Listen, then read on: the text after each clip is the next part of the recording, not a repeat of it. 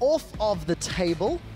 Expecting a Cassio ban, yeah, there it is. Cassio, you have to ban it because I don't think Corey is necessarily a Cassio player, and you don't really want to sacrifice your first pick on that, and then Power of Evil will gladly just pick it up. So our ban coming out from MYM. 2, there's a lot of stuff on the table still. Is this Nidalee ban coming out from UOL, or are they just gonna say like, Horo, I want to see your Nidalee, and worst case we'll get something better for that? Well, it was Kikis that debuted Nidalee last week, in fact. Exactly, that's why it might stay open here. Well, we'll see. Meet Your Makers, they've got to decide. What do they want? Ahri is up. LeBlanc is up. Yeah, I think they trade Ahri for the Nidalee. So they say like, okay, we banned Kassadin, and it says like, okay, if you don't pick Ahri right here, we're gonna take it away from you. And then Unicorns of Love, Emilia, they want the Nidalee. You don't want to leave that up. Safe top laner pick. You know, you can lane swap, you can lane it, and we'll see from there. So I imagine Power of Evil has something up his sleeve for the Ahri pick that he can deal with in lane. That's left. Maybe just sitting back with Xerath or something. Well, you've got some options. If he wants to farm, he can go that route. If he wants to go aggressive, there's a few assassins left to play with. Unicorns of Love and Meet Your Makers with a much faster pick and ban than we're used to seeing. You have to feel that the prediction and the planning ahead of time, no real curveballs, so no additional discussion required here. Yeah, again, I don't like the hover though. Just keep that champion away. Don't give the enemy time to think about the composition. Rengar hover with Lee Sin open. Okay, I was almost ready to get the legendary top lane Rengar from Mimer from back in the day, but it's not gonna happen. So Lee Sin over Rengar. Graves here for MYM. Definitely solid lane champion. You can pair Graves with any support into any matchup and you can still do well. Unicorns of Love countering with Caitlyn Morgana. So they basically want to say, okay, we're going to lane your Graves, we're going to outrange you, and basically poke you down and try and neutralize that threat. Well, a lot of tower pushing power on the side of the Unicorns of Love if they want to go that route.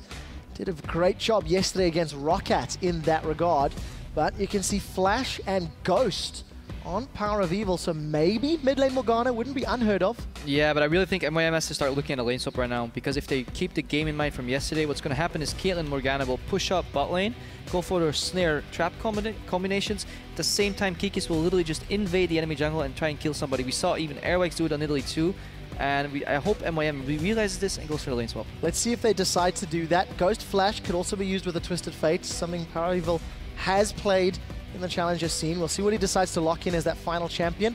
5 seconds left for Meet Your Makers. They have a lot of pick and burst potential. No hard CC here. Complex. Very similar to what Fnatic was running in their previous matchup, and not going to work out. We'll get to that in a second, because that's a Kog'Maw insta-lock. And this is actually, I think we can tell everybody now, UOL yesterday did not want to play their composition, but they wanted AP Kog'Maw in the middle, but because Roccat took it away and limited it, they actually had to resort to, I think, was the Cassiopeia there. But definitely, AP Kog'Maw is something they have been practicing a lot. He feels confident in it. And this almost takes me back to my days in CLG EU, where Froggen was the original OG European Kog'Maw sniper. And my job really was backing him up and say, Froggen, you're aiming 3 screens ahead. You're almost walking into an enemy. Please watch your champion again, because that is the range of AP Kog'Maw, and it's absolutely disgusting in a basically siege composition. So if MYM get locked down without hard CC, they're going to suffer on those sieges. Well, we'll see. One Dark Binding or one Maokai route. Caitlyn plus Kog'Maw. Plus Trap, plus Nidalee Spear, Nidalee follow-up. Knocked from the Maokai. That guy's gone. So that's it. We've seen a sniper composition put on the table from the Unicorns of Love. And we'll have to see if Meet Your Makers can come out of this laning phase even or ahead, because if they don't, it's scary. And Fnatic, they had the advantage that their main engage component was Rengar, and he's invisible. Basically, what this means is Horo will have to be as invisible as he can on Lee Sin and sneak around people and try and insect them into the team, because other than that, they really have little engage. Ahri can charm, and Rumble can slow them down to land that charm easier, but other than that, it's going to be incredibly hard for MYM to engage unless they get really far ahead and they can push that advantage.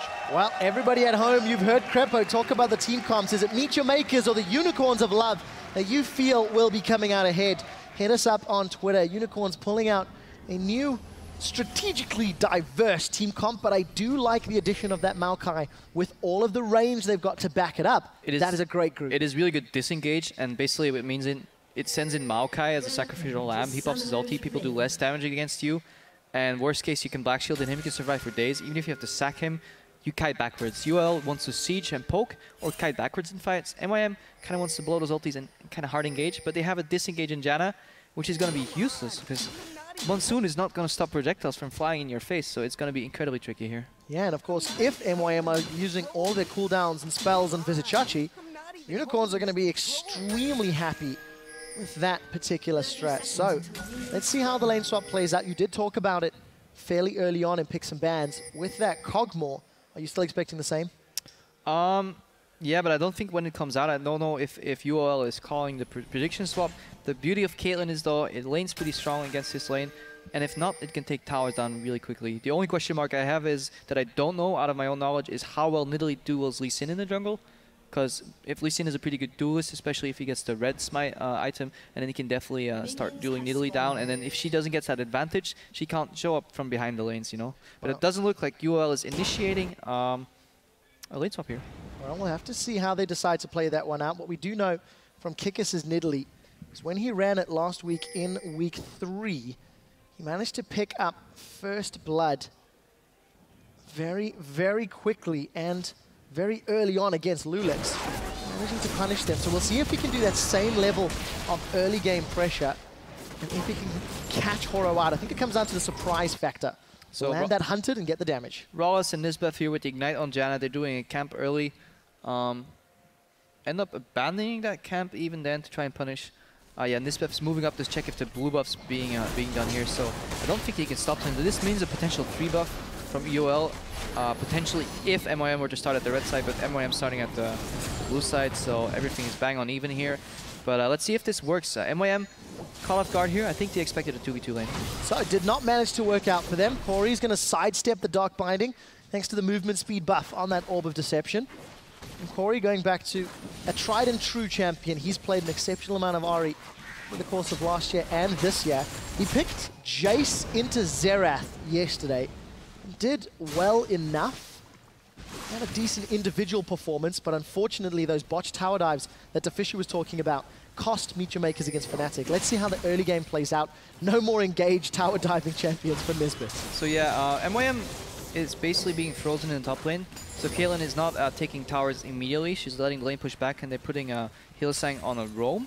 Nidalee's not really invading anybody, so she can't really catch anybody off guard. I think this is a decent start for MYM. I would like them to see the push the bottom lane in quicker, because now they have the risk of not being able to pull off the 4-man dive. We see Hylissang coming down with his top laner, Vizicsacsi. They're going to soak up this experience. This wave should have been in 2 waves ago and bounce back to match the freeze, because Vizicsacsi is going to get a lot of experience here, absolutely for free. So, very nice play from UOL, managing to punish the slower play of Meet Your Makers. We do see Mima has been holding Horo's hand. They did a full clear together. So, Mima's going to return to this top lane just shy of level 3. And he does burn his teleport. So, Vizicsacsi in lane, getting a small advantage from the lane creeps, while Kikis is getting control of the crabs. Good crab by Kikis, because this pretty much puts Vardak safe. He's freezing, and he can start blowing the Rumble. Later we'll see whether he's being successful in zoning out the Rumble or not. The left side of the map is pretty much covered in wards. Should keep Vardak safe. This allows Kikis to start looking at the right side of the map, possibly even starting to look for Lee Sin in the enemy jungle. Well, let's see how Kikis plays that one out, if he wants to play aggressive or not. This time round didn't go in. Power of Evil slightly ahead of Corey and using that Caustic Spittle and Void Ooze to put damage down. Vardax broke the freeze on top lane, so he's definitely pushing out. UL's pushing out on bottom already now, but here's Kikis coming behind Corey. Let's look for the Javelin Toss. Does it connect? The answer is no. Swaps to Cougar form, pounces in. Flash away from Corey. Summon spell burned. Successful gank. So they're basically turning these triple freezes on in a triple push. They burned the summoner from Corey in the mid lane. Crowd's going wild for these absolutely fantastic plays. But basically they're putting pressure on triple point at the same time in the map. This could allow for Kikis to move between those lanes into the enemy jungle. Let's see if he does that. So a lot of mobility. Part of the reasons that Nidalee is so favored. Lots of burst damage, lots of hop, skips, and jumps. Horo's going to get control of the crab on the bottom half. Corey gets jumped out pretty badly here. A lot of damage. No level 6 yet for Power of Evil, so Horo's going bottom though. Gonna connect. Let's see what Horo can do. That's a flash forward from him. He's going to get the Tempest and the cripple down. Hylissang reply flash. Now Vizicsacsi puts a smash down on the ground, but Horo gets damage and a support flash for his own flash. So that's definitely a net win for UOL here, because they poked down Corey. Mid lane, Kog'Maw still has double defensive summoners. He won that trade. They got some damage on the mid tower.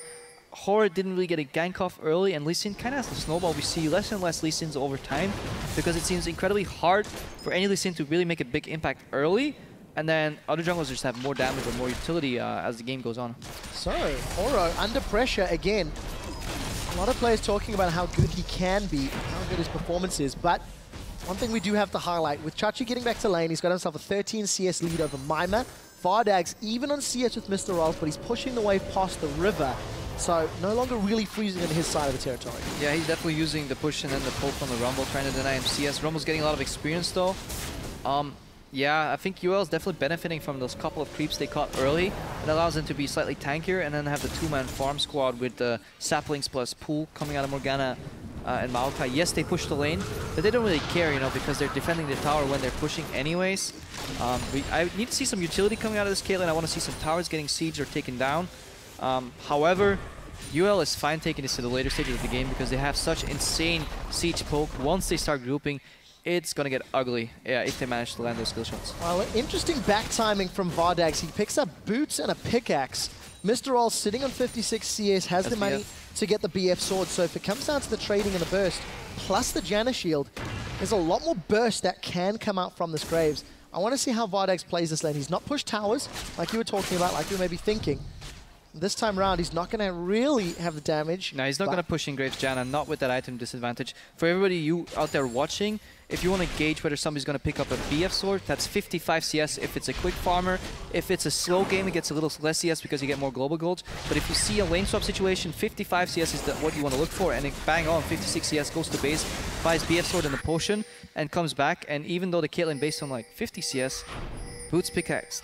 Kind of don't agree with that base timing. So the question then for the Unicorns of Love, considering Vardags froze the lane and did not push that top tower, and you've got the pickaxe, what is the decision for Unicorns? Do they want to just keep extending this lane out? Do they want to get Nidalee and Kog'Maw to a power position? I guess they want to just give the freeze over to Vizicsacsi, have him get him a safe lane where he can farm, keep that good advantage up at least, and then swap more members back to the bottom side of the map so they don't lose dragons. Could be a possible rationale. Maybe he was scared of getting ganked, his vision ran out, he just wanted to base for safety.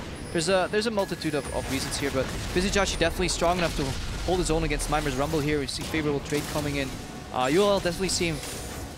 They're making the first step right now, so they're definitely in control of this game. So, well played by Unicorns of Love. They were the ones that initiated that lane swap, remember? And they were the ones that got Vizicsacsi into lane because Mr. Rolls did not push it. Kikis steals away the crab there, I believe. It is in favor of the Unicorns. Take a look at the CS. Even mid and AD carry. Slight advantage. Got that one. Because Vizicsacsi, Kikis is taking a page out of Diamond's book, and he's starting off this jungle Nidalee with a few steals. And this is all they need to do. They just need to bide their time because Kog'Maw scales incredibly slowly, but once he hits his power spike, that's when they actually start grouping. And UOL is basically spreading out right now, and eventually they'll close the trap, you know, and they'll all come together and start taking those down those towers and force even equalizers to be used as wave clear later on. Vardags, he's having troubles though. Graves is an 80 spellcaster. Combine that with the Janna shielded bonus 80. Combine that with a quick BF sword. That means an auto Q auto combo deals a whole lot of damage. Morgana can't protect him. Black Shield, it's pure physical damage. They need to land bindings, but even then Caitlyn's follow-up all-in isn't that strong. Oh, Dark Binding connects. Hylissang's in trouble. Hylissang is dead. Krepo, as if by design, Mr. Rolls demonstrates how powerful a BF sword is. Yeah, and at the same time, like, they weren't even close to killing Nisbeth there. He still has Monsoon, he still has Flash, even if Vardags landed a trap. I think a slight overreach from Hylissang there. And this is the nature of the lane. If you don't AFK, push, shove, poke tower in the first 6 levels as Caitlyn Morgana, and you don't get equal items, you have to whittle down your enemies, and it doesn't happen. If you go for an all-in situation, Graves Janna's going to win out. Well, Graves Janna did win out. Pretty got themselves an assist on the board for Horo as well. Not necessarily ganking, but he's on the board at the very least. 36 CS to the 43 of Kikis. Keep in mind that Kikis stole away that previous red buff. And starting off relatively powerfully. Vision denied. Kikis trying to set up now for Mima. Let's see if they can make this play work. Mima does not have Equalizer. It's just about to come off cooldown. Trap gets avoided. I think he's gone. Here's the spear. It comes out. Equalizer goes forward. Mima's going to get dropped down eventually. 200 hit points. And the Vengeful Maelstrom picks it up. Unicorns reply on the board. It's not over yet. Horo's looking for Vardags. No Tempest, no Cripple, but he gets the flash. Yeah, I've a lot of sympathy for Horo here. He seems to be gets put in these situations where it's really hard to play as champions. If we dial back to that Olaf game he played, he really had almost no openings, and as Lee Sin here, he has a hard time ganking the Maokai. It's probably not going to work. He's never going to get behind Kog'Maw because Kog'Maw's almost playing behind his own tower. And then bottom lane, you got to get behind a max range Caitlyn and a Black Shield to really kick somebody in the lane and get a gank off. It's incredibly hard, and Horo's having issues with time here because he's going to get outscaled. Well, we'll see how that works out. 200 gold separates these teams. You've touched on scaling. It actually became very, very relevant in the Fnatic matchup. Arguably part of the reason they could stay into it. We'll get back to that thought in a second. Kikis is being baited forward. Power of Evil's on the sideline. Let's see what Unicorns can do. They've got no vision. Ace in the hole catches Corey. This is going to get explosive. Power of Evil gets kicked backwards as Horo's trying to find a target. Kog'Maw gets blown up as Horo flashes over the wall. Now Corey's on the full retreat. Kikis is chasing. He's got red buff. He eats a charm, but he pounces in. He manages to get the takedown. Now onto Nisbet. Red buff ticking. Follows it up for a double kill. Ends up being a 1-for-2 trades. And you see MYM springs the trap, spring the trap on the Kog'Maw that is immobile, but they don't have any hard CC to lock him down, and it takes too long, and UOL get counter damage, get counter poke, and MYM ran out of fire really quickly there, and they get turned on, and this is not a good sign for them, because if you get your engage an inch away from a Kog'Maw, you should get blown up, and because later in the game, you're not going to get that close to them anymore. This was definitely really good patience by MYM. Really nice to see them wait that long, but yeah, too little. It's exactly what I was about to highlight. They had 3 members with the ability to pounce on to Power of Evil's Kog'Maw, and they couldn't blow him up. In actual fact, Horo's kick got him away from the rest of the Unicorns members. So, small misplay from Meteor Makers, quite reminiscent of their failed tower dive yesterday. Keep in mind they've lost Dragon, but they did secure the top tower. So, global gold at least staying a little bit in their favor. Yeah, the game's still even. There's only 1 Dragon difference, so, but the argument of time is on the hands of UOL here, so let's see how they play this out. Let's see how passive they're going to play this game, how much time they think they need before they actually start grouping up and sieging towers. So that's an interesting question. Meteor Makers, they don't have the strongest of wave clear. Ahri's good, Graves are good, relatively short range. Equalizer's fantastic, of course. When Unicorns of Love start sieging up, there's not a lot of hard CC to lock them down. So in theory, Unicorns, with the public opinion, and the tools, they should be able to siege towers relatively effectively. I mean, let's play out this siege in our heads, really. What can stop Morgana from walking up, Nidalee from spearing? Ahri Charm. What can stop the Ahri Charm? A good Black Shield. So in essence, unless the Ahri Charm is blind, a good Black Shield from Hylissang will negate any chance that MYM has of catching, so they need Horo to flank. But unlike Rengar on Reignover, he's going to be in full vision if UL wards their flanks, and we've seen that Hylissang is pretty decent at doing that because he plays champions like Thresh and Morgana a lot. Well, Hylissang manages to land that Dark Binding and Nisbet, and we'll see how well they ward up their flanks. You can see Kikis setting up towards this middle lane. Actual role reversals. Unicorns of Love now holding positions in the river, where MYM were a moment or 2 ago.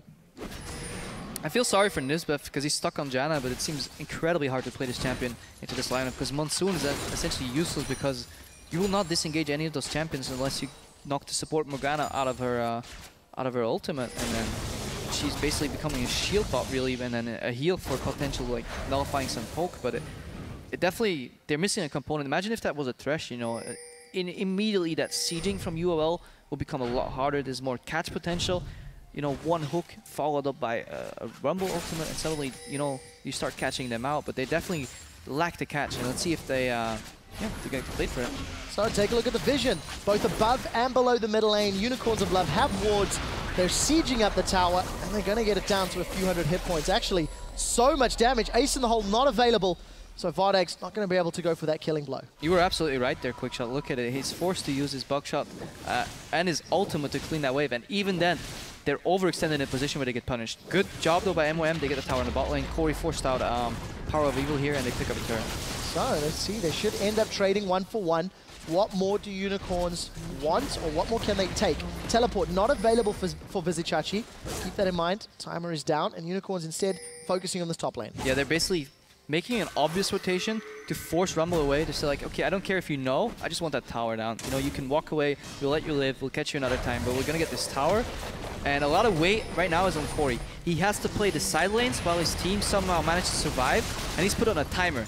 He has only as much time as it takes for UOL to take down a tower to assassinate somebody on a side lane, because grouping will not help him. Well, let's take a look at this. Unicorns of Love, 4 members up in the top lane. Equalizer from Mima just to clear the wave. Charm goes wide.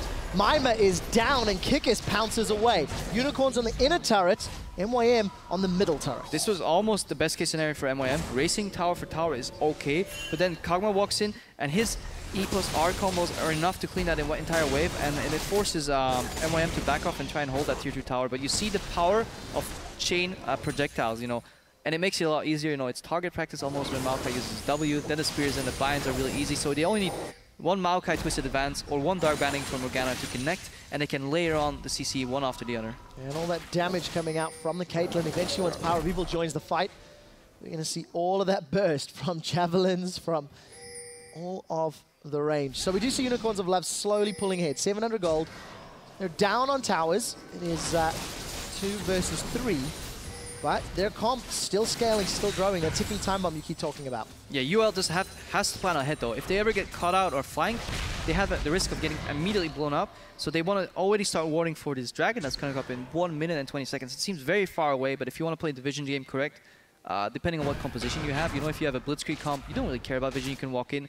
With a Poke Siege comp, you want that vision nice and early. You want to punish people trying to contest your vision, and ideally you want your pink wards in the brush and not outside of them. Now we need to see how MYM play around the Dragon Pits. Despite the power that Graves and Rumble can offer, if they're on an objective and they take some of those range skill shots, all of a sudden the risk of dying goes up a whole lot. Unicorns of Love, they're looking for Horo. Yeah, they got the deep vision in the jungle. This basically isolates the tier 1 tower on the bot lane. Again, they don't care that they're spotted. They're like, walk away. I'm just going to take your tower, then I'm going to rotate back into Dragon. Mimer backed up from the top lane, so there's no additional pressure on their tier 2 towers. And now they can decide, do we siege a tier 2 at risk of being flanked, or do you go back to the Dragon? Well, with all of the vision in the red buff area of MYM, the decision for Unicorns has been to go for the inner turret. Look at your mini-map. Meet Your Maker's trying to come into play. Collateral damage is down. It did not put a lot of pain. The charm doesn't connect, and Corey's in retreat. That was a wasted Spirit Rush, and that flank definitely not effective. And now they're even zoned out of their base, so they're at risk of losing a tier 3 tower. At any given point, UL can back off and go for that dragon that's spawning in exactly 2 seconds from now. Well, let's see what they can do. Ace in the hole comes out, Living Artillery connects. Mr. Rawls forced out of the fight. The Equalizer setting a back line for the Unicorns of Love. They've started to peel away. Tower is not down. Power of Evil takes some turret shots before he's forced to retreat. Mimer is going to be the first one. That's a massive shot from Vardax as Hylissang is using the Soul Shackles to zone Meet Your Makers away. Piltover Peacemaker after Living Artillery forces Corey to flash. 1 for 1, Unicorn still on the tower. Yeah, and I just want to highlight how well Vizicsacsi played that fight. If we get a replay later, I want you to watch what he does, what his position is, and what his zone control does for his team, and how UL actually even overstayed ever so slightly. So, Unicorns of Love are going to peel backwards. They're going to be able to get the Dragon. They got 3 towers from Absolutely that previous insane push. They should be able to secure the Dragon relatively uncontested. And hopefully we will catch a replay of that bottom lane fight. Unicorns now with a noticeable lead. 2 Dragons, 4,000 gold. Mimer TP'd in though. They're trying to clean up the crew before they buy their items because they're going to get absolutely even much stronger. Well, they're not going to be able to do too much. They should be able to get some pressure on this middle lane, but truthfully, it's going to be too little too late. Here's this fight. So basically engaged, Vizicsacsi pops his ulti and stays in front until his team leaves the base. I think Hylissang gets a little over-eager, trying to protect Power of Evil here with the Flash Blader, but Hylissang is Vizicsacsi is the front line. They take down Mimer, they could disengage. They go for the absolute win, you know. They want the victory here already, but definitely he's such a sturdy frontliner, and that's what you need in a Poke Siege comp. You need that one guy that can stay and take the hits, walk into the skill shots, and defend your really squishy, you know, sniper backline, and just evacuate them. Well, it worked. Power of Evil had that black shield on, and he managed to get out cleanly. Javelin toss just wide of Nisbet, and Unicorns, you know, really demonstrating a great level of team play and communication, because they really executed the invade, the kite. That whole pressure on the bottom lane was just great decision making. Yeah, they had one moment where it came down to outplaying each other when MYM flanked them, but MYM did not synchronize their Equalizer with Spirit Rush, with Charm, and once that double threat is like only one of the shots is used, that immediately makes it so much easier for UL to play. They were at risk of getting flanked if MYM used all their spells immediately, but they didn't. And yeah, props to all the people on UL for landing their binding. Like Hylissang's Morgana is pretty impressive. He lands a lot of bindings. His hooks on Thresh are really impressive as well. So let's see if MYM can fall back into this game. Well, going to be very difficult. They are 3,000 gold down. It's 20 minutes on the clock. Mr. Rawls actually taking the hit with the dash, and we see Unicorn securing the tower. Quick draws into that shot. Mr. Riles backs away. Again, low. Unicorn sieging up. We're 20 minutes into the game. They're onto their second inhibitor turret, and all of that poke is just oppressive.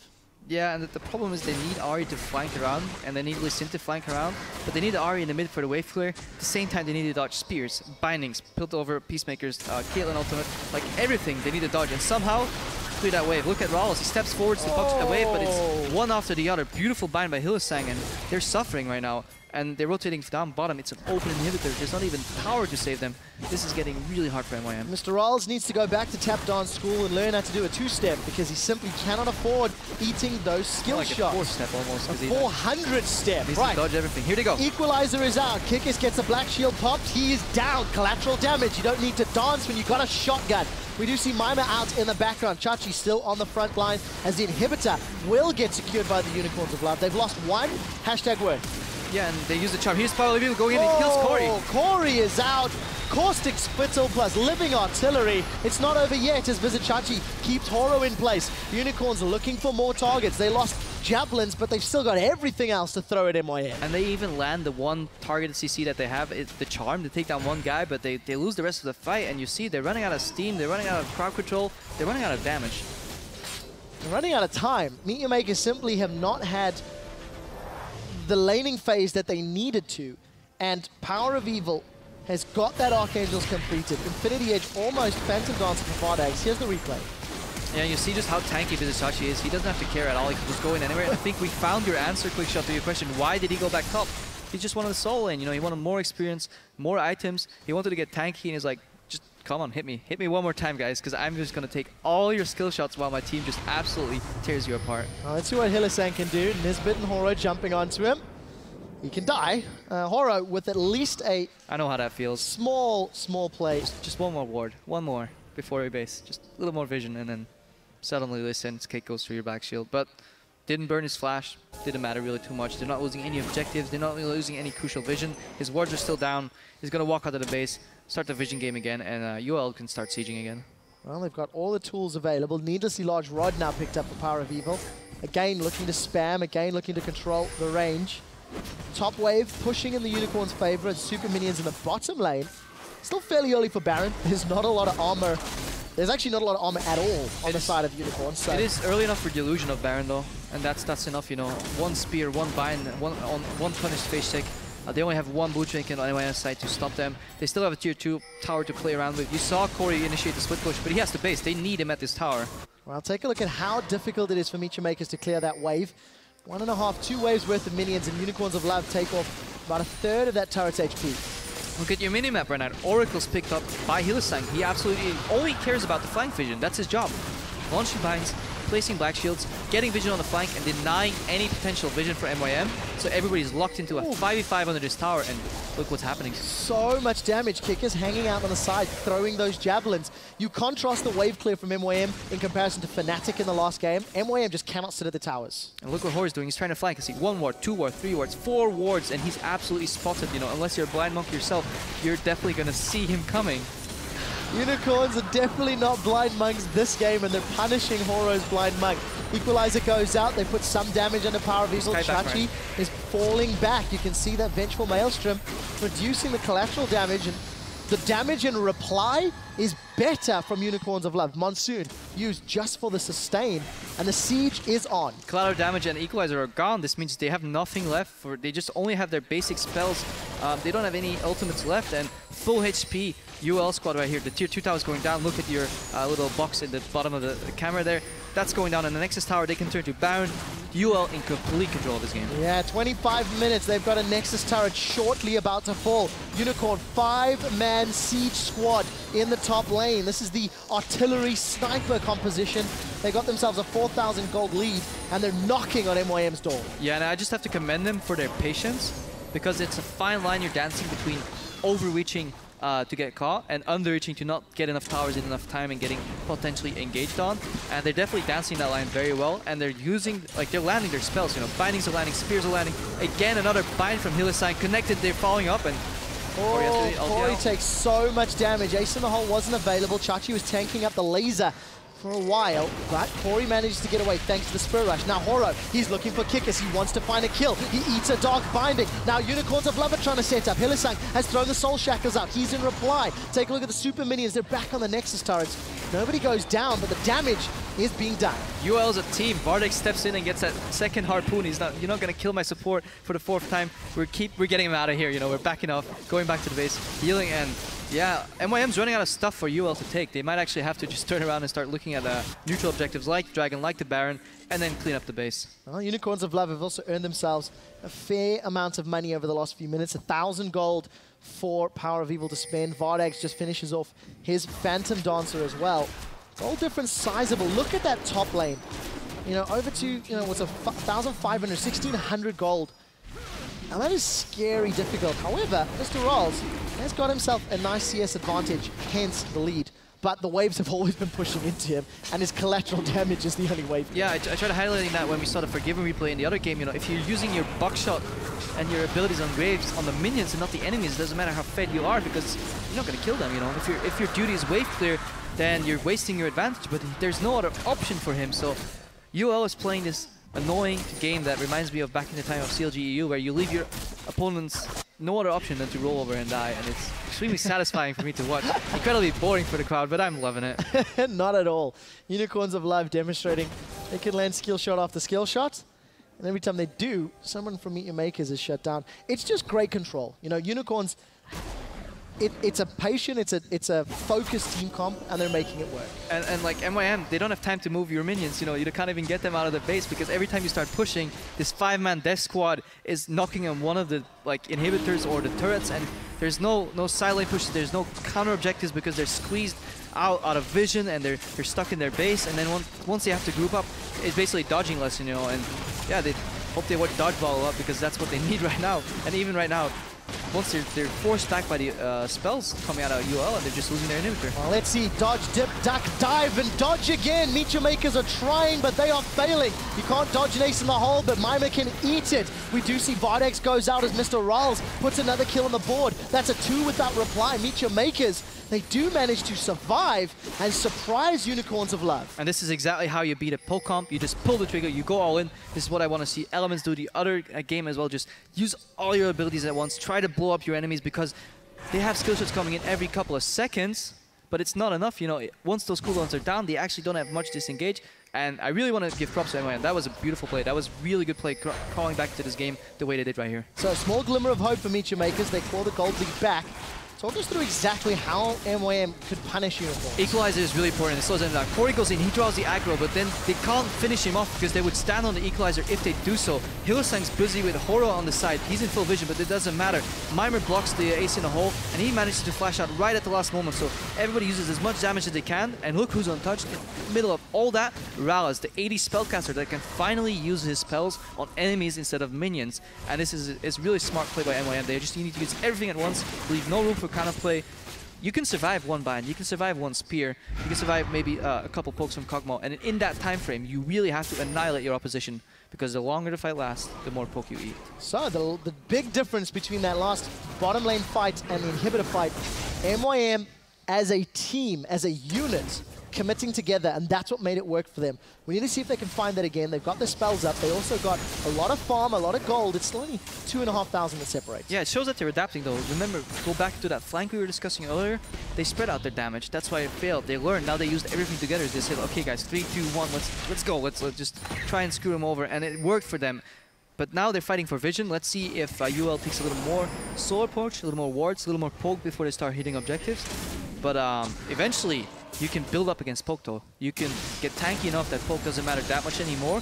And that's where MYM can actually still come back in this game. And very important to note that Mr. Rolls picked himself up that Quicksilver Sash. You can also see Mikhail's Crucible on the side of Nisbet. So got some tools to play with. Meet Your Makers, they're actually pushing out the waves. We caught in the picture-in-picture a moment ago. They were knocking on the middle inner turret. They pushed top lane a couple of times.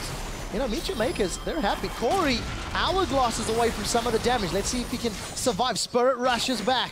Can he continue running for his life? Living Artillery on the side lane. Vizichachi looking for an engage. Can he find someone? Good side The answer is no. Yeah, this is definitely the risk. You know, one bind is all it takes for you to get blown up. But as long as you don't lose your tower from it, you can go heal and then just try again. And really, we need to look at Corey and we need to look at Maimer right now. Can they synergize their abilities to just immediately blow one target up? Well, there's no Corey yet. He's still healing on the fountain. 50% of the tower is down. Maimer did eat a Dark Binding. He's lost 50% of his hit points. Hourglass is available. Now the inhibitor's being focused. Corey's going to rejoin. Oro on the side lanes. Let's see where the equalizer comes out. Unicorns lost the last fight that started this way. But they seem to have slightly more control and more options in the middle lane. They really want to wait for that Spirit Rush. That's exactly what they need. And UL knows that, so they really want that inhibitor before they get caught again. So, going to be able to secure this one. Horo's backed off into his base. Spirit Rush is shortly available. And you can see that Maimer's holding onto his equalizer as well. Unicorns, they're going to play with fire if they go into this bottom lane. I would like to see an Aegis on the side of MYM though. They really need more magic resistance, but Hylissang is landing bind after bind, and again on Valis, forcing the QSS and the counter Rumble ulti. Equalizer is out, Vardex gets kicked to safety, Horo's on the front line. We do see Unicorns of Blood losing two more. Mr. Rolls and Corey untouched in that fight. They continue to push forward, and Unicorns again lose 2 members on the bottom lane. There is super minions pouring into the middle. Let's see what Chachi can do. The spear gets dodged thanks to the Hourglass. Teleport coming up from Maimer, he cancels it to get the cooldown, and Unicorns losing team fights. And while we were maybe talking about the Aegis being a better pickup, all the other itemization is so smart. Against the Pokemon, once you get caught, you want them to overreach for you. How do you do that? Zhonya's and QSS. Wallace gets hit by a bind, immediately QSS is out, people overreach. Maimer reads that situation perfectly, and he does the counter engage with Equalizer. Here it's coming again. Look at that bind. Hylissang yet again, another one, but instant QSS. People get caught off guard. Look at that Equalizer. Everybody is forced to flash. The threat of Oro as well. And now look at the bottom, what Wallace and Corey do to ULL right now. So much damage onto Vardex and Hylissang. Because again, all of those spells are stacked up. Crepo, it's what you were saying your makers need to do. They are threading a very fine needle, because they've now got super minions in the middle lane, but they are winning team fights. They are showing when Unicorns are sieging, it's not as safe as it was in the opening 20 minutes. Yeah, Pokecoms have a timer on them, because eventually people get too tanky and you get caught too easily. So I definitely want to say props to MOM. You know, they defended for quite a long time. They didn't lose an inhibitor, and that's really important, because then the split pushing can be played into objectives around Baron. Look at their wards as well. They don't really care about that 4th dragon that's gone down. They start having to care about 5th dragon, but even then, what's really important is this dragon, because this Baron rather, because that's when split push becomes even easier. Kikis, he can peel off and start pushing in side lanes and split MYM up, and MYM needs all their members together to basically wombo all in UOL. Well, Maimer's no teleport available. He's just recalled. Inhibitor may be down before he can actually join this fight. Unicorns, they've peeled away. Inhibitor on the bottom lane down to a few hundred hit points, but they're still really sticking around. For both teams, really, UL can get absolutely obliterated yet again, but if they get this inhibitor, they can basically start rotating around the map and get that Baron, and they can close out the game. Really important. So all of the damage onto Horo, he's not going to be able to flank like he's been able to. A couple more auto attacks. Kikis moves into range. Vardex takes it down. Super minions just in from the middle lane, and now they'll be pouring in from the bottom lane. Do Unicorn siege top, or do they think Baron?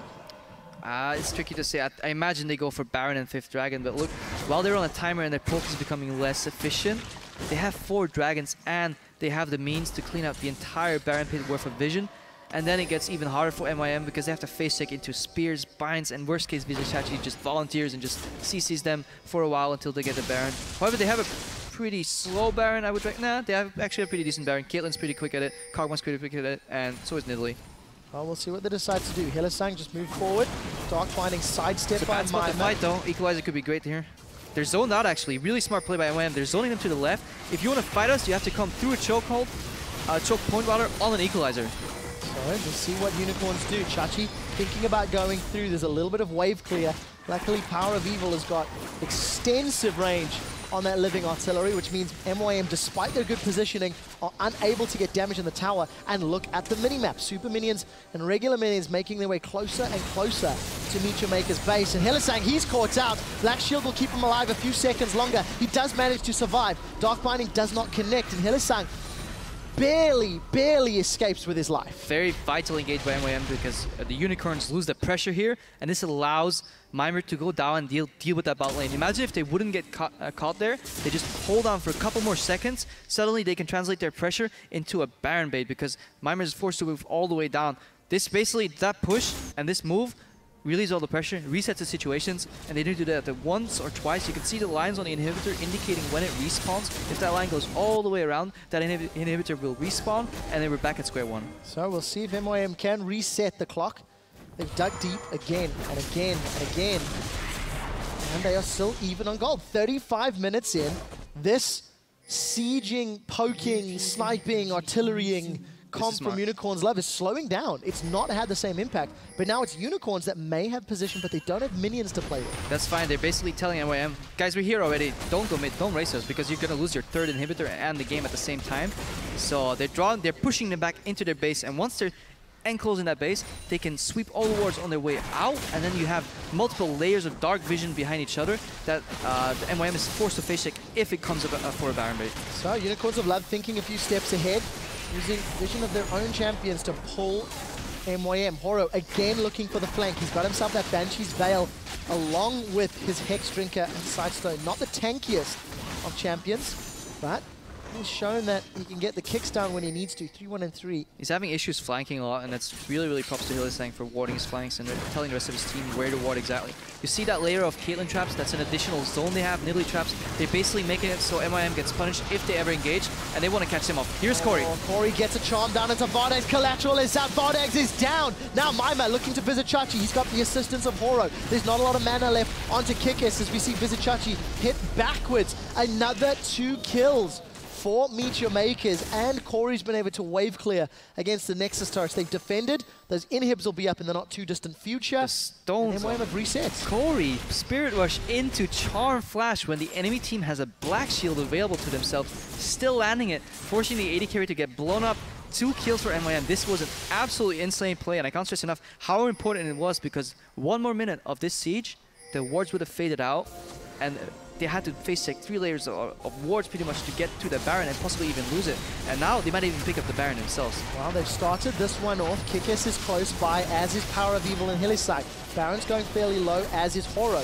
We do see those javelins going wide. Fish the barrel now, though. Kikis is trying to get in range. This is, like you said, fish in a very small barrel. Mr. Rawls continues to hit it down. Kikis looking to set in. To steal it. The pounce is available. The smite is up. It's not going to get taken. Javelin connects onto Horo, but Kikis is forced away. Now Chachi's jumped into the fight. Hourglass is up. Vardags has joined. The Javelin connects, as does the Piltover Peacemaker. Flash away from Mr. Rawls. Living artillery after living artillery is coming down. Unicorns, they lose Baron. They gain a kill and potentially objectives. They're now pushing, knocking onto Meteor Maker's door. Where are the minions? Vardags is pushing in the top lane.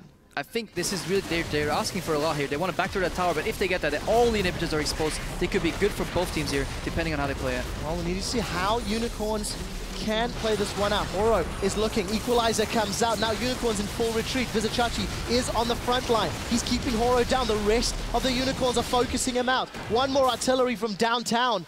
Power of Evil gets the kill. They've exposed the inhib, but the bottom lane has just respawned. There's no more supers. I think a little more patience on the Unicorn side would have been better. Look at Corey. He's spawning 5 seconds from now. That means they had the time to let that wave power on a little more. You know, bait the trigger on the MYM. But again, good timing on that equalizer. Good follow-up from Mr. Wallace.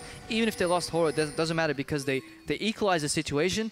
We got to look at that Dragon, though. This is 5th Dragon for UOL. At the same time, 1st Dragon for MYM. There's no bigger discrepancy compared to who gets and who loses Dragon here. And at 40 minutes on the clock, that 6% AD and AP is actually now relevant. And denying the 5th buff is even more important. This is an incredibly big difference in opportunity cost when it comes to one team getting the buff and one team losing it. Krepo, Meteor Makers are gaining confidence with each and every play, with each and every team fight. Unicorns of Love are unable to knock over those final dominoes in Meteor Maker's base, and we see Mr. Rawls, BT, Ayed, Shiv, Last Whisper, we see Mikhails, we see the makings of a Locket. Meteor really Makers have got all of the items they need to deal with the Unicorns of Love. Yeah, double Zhonya's, you know, that prevents the all-in. The Aegis really there. The Mikhails on top of the QSS. Hylissang's binds are becoming more useless over time, even if he lands them. It's an incredibly frustrating position for him to be in because he didn't get his Zhonya's himself. He can no longer flash in. It's really hard to itemize Zhonya's into double AP because it's counterintuitive, but it basically means that Hylissang will never in his life land an ultimate, so he's basically reduced to a shield and bind bot.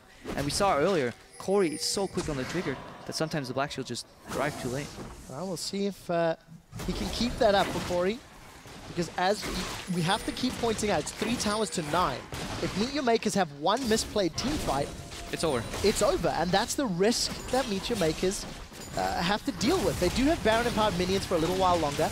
Unicorns are sieging up. Look at Mimir and Horde. They have to start this fight, and then Rawls has to follow up. Well, Mr. Rawls gets caught up. Corey's low, though. Not to use the QSS. Ace in the hole still available. Corey forced away, which means Unicorns of Love securing into him. And this is incredibly smart by Power Lever because he could be poking anybody on their team, but he goes for Corey because he knows Corey is the essential link in that chain of engage, because every time he has Spirit Rushed in and taken out one guy that was slowed on the Equalizer, and then Rawls followed up, if Corey gets kept down, you see Power Lever, he doesn't care about anybody else. He wants that Ahri dead. Let's see what Power Weevil's aim is like. Can he keep landing the poke? Can he live up to the European sniper legacy Krepo was talking about with regards to Froggen from all those years ago? Inhibitor being knocked on now by Unicorns of Love. Look for the living artillery. Mr. Rawls and Corey going low. Now it's Mr. Rawls that's forced out. Equalizer is decent but not great. I don't think MYM so. is late to the party. Look at and no one can react.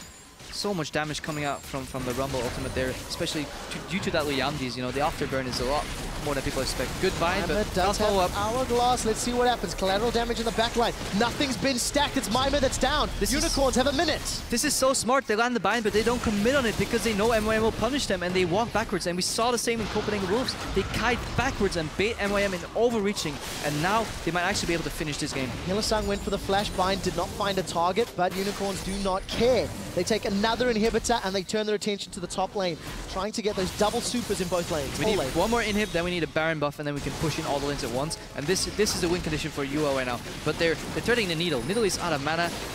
Spells are coming back up. Spirit Rush on Ahri is halfway. You know, Rawls is incredibly strong, but they got the inhib. Vardag's able to take that one uncontested.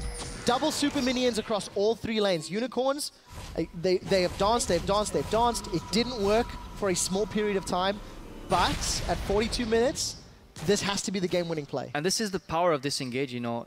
Walk away from that Equalizer. Don't even try, you know. Even if you see a turn opportunity on one champion, don't take it. You know, don't greed for it, because MYM relies on their ultimates. Land that binding, and you saw Rawls, he pulled the trigger. Corey, he pulled the trigger. But UL was smart this time. They said, no, okay, we bound you, but we can bind you again later, but you can only use your ultimates once. And that was the definitely fundamental difference. And now we're waiting on the second objectives. We're waiting on Baron, possibly Dragon to close out this game. Let's see if Unicorns of Love waits as well. 1 minute 50. Vision very scarce across the map. You know, earlier Unicorns had such great vision in MYM's jungle. Meet Your Makers also were able to reply with some decent deep wards. You can see there's some blue wards there around Dragon, though. It's a symptom of late game, though. Only the supports are left with a Sightstone. Okay, Lee Sin has one, but he can't even leave his base anymore. So it gets harder for UL. I don't like the lack of just green ward trinkets. I think they should buy those new fancy green ward trinkets that can stack wards in them and just ward up their flanks. Denying vision is not as important because one Oracles can sweep all the vision you need, and having those blue trinkets aren't as important because you can secure the vision with wards. Look at Horde, though. He might have found an opening. Well, we'll see if he decides to come through the lane. Gonna find some super minions to work with. Again, super minions in top, middle, and bottom. That's 3 of them to deal with. Just wait 30 more seconds. Wait for that top wave. Please, UOL, just take it patient, because you can blow the game here. Well, we'll see if Unicorns of Love do or do not. Super minions now onto the Nexus touch. Horo is coming in from behind, Krepo. He's Harengar now. He's no longer Lee Sin. MYM want the fight. Horo's looking. He's found Kikis. Kikis gets caught out. There's super minions in the middle. Is it enough, though? This is the question. Equalizer goes down. Nobody from MYM is following this one up. There's the flash. Mimer's got the Flame Splitter. He throws down the Zhonya's Hourglass, stays alive for a few moments longer. Pulls over Peacemaker, doesn't get the damage at once as Corey dives in. Super minions are on those Nexus turrets. Unicorns of Love want Meet Your Makers to fight them. The Nexus turrets are down, both of them. The super minions are on the base. It may be too much to ask as the Unicorns are pushing forward. Look for Vardags to start hitting the Nexus. We do see Unicorns backing away. There are so many super minions. Mr. Rawls has 1,000,000,001 targets to focus. And all the pressure on so hard to deal with. This might be the game quick shot. There's no wave clear left as Mimir jumps in. He does get one. It's not enough. After 45 minutes, the Unicorns of Love pick up a win.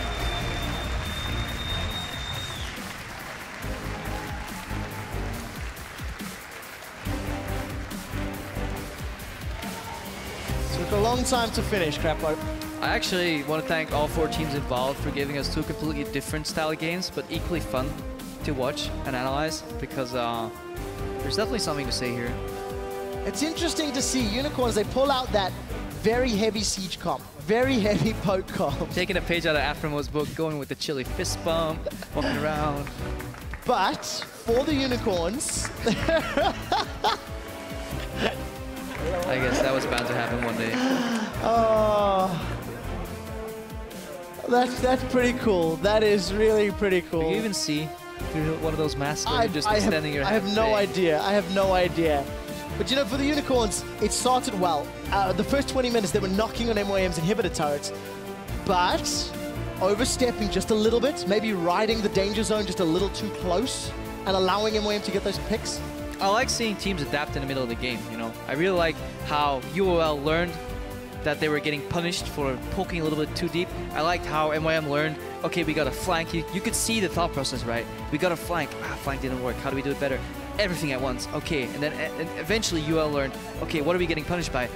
All-in engages. How do we do that? We bait them. Just walk backwards every time. Forward, a little back. Okay, they used 1 ulti. Forward, a little back. 1 more ulti. And eventually, you can poke again. If there's any stat to help signify just how important Power of Evil was to this team, I'm looking at the damage dealt to champions over the course of the game. Power of Evil in his Cogmore has got 43,000 damage dealt to champions, right? 43k. From Kikis, Vizicsacsi, and Vardex combined, they are below his damage to champions. For contrast, they've all hit about 12, 13k. Over on the other side of MYM, 23k, 29k, 28k. It was all about Power of Evil keeping the champions away, because it was up to Kikis and to Vardex to put the damage onto the towers. Yeah, there's a beauty to the composition where Voidus comes out and then you just slow them and you have a bind, you have a spear, you have a Kog'Maw ulti, living artillery, everything one after the other.